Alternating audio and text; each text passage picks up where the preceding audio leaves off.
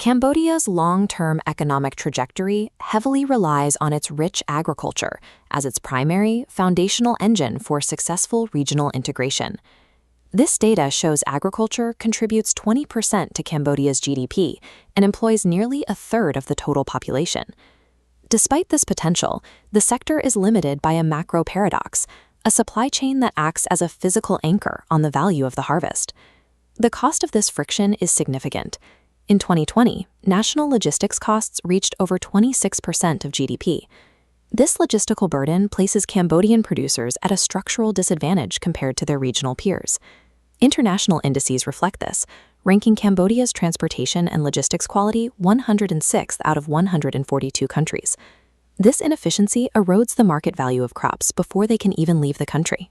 To reach high-income status, Cambodia must solve the structural friction preventing its agricultural capital from reaching the market. The loss of value is tied to a supply chain that relies on static cold storage to preserve goods. Traditional cooling models create an energy trap by requiring a massive electrical baseload to hold static inventory in deep storage. This schematic details the financial burden. Cambodia's electricity rates are among the highest in the region, often exceeding 30 cents per kilowatt-hour. Grid instability further compounds this critical problem. Nearly 43% of local firms experience frequent and disruptive electrical outages. When cooling systems fail, value is destroyed.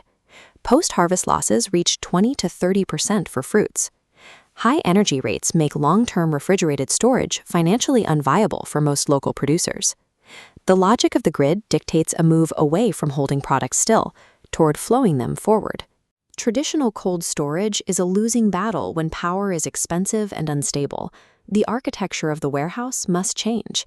Integrating temperature-controlled facilities with automated cross-docking directly bypasses the energy trap.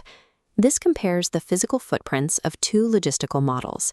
In a traditional storage-heavy system, cooling a massive static space destroys profit margins. The high-velocity model eliminates deep storage entirely. Energy is strictly used to cool a sorting terminal, optimizing the grid load. Shipments move from local farms and are transferred directly to outbound transport. This shifts the thermodynamic requirement from chilling a volume of air to maintaining the thermal integrity of a moving product stream. By changing the geometry of the facility, the operation reconfigures its relationship with the power grid, moving from liability to viability. Goods arrive from local farms and are immediately broken down in the unloading and sorting phase. Bypassing deep storage, they enter the optimization zone. This chilled terminal strictly controls temperature during active sorting, ensuring a seamless transfer directly to outbound refrigerated trucks. This synchronized flow minimizes holding costs while preserving the freshness of the produce. Modern high-speed equipment moved pallets straight from an inbound unloading dock directly to a waiting outbound truck. In this system, velocity becomes the primary mechanism used for preservation. The mechanical solution works by replacing expensive static time with cheap kinetic motion. This comparison matrix provides a diagnostic look at 5 key dimensions of the warehouse operation.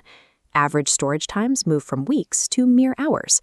The primary beneficiaries shift from foreign transshippers to local farmers and retailers.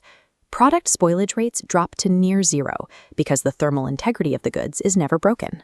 The data suggests that cross-docking is the only financially viable path for local Cambodian producers to compete globally. This waterfall chart shows how agricultural capital is drained between harvest and retail. Traditional warehousing creates the deep drop, where up to 30% reducing waste and lowering costs directly fuels export competitiveness. Meeting international standards is the prerequisite for successful free trade agreements. The ultimate result of this integration is a robust, sustained increase in agricultural exports to the global market. The modern warehouse is no longer just a building for storage. It is an economic multiplier for the nation.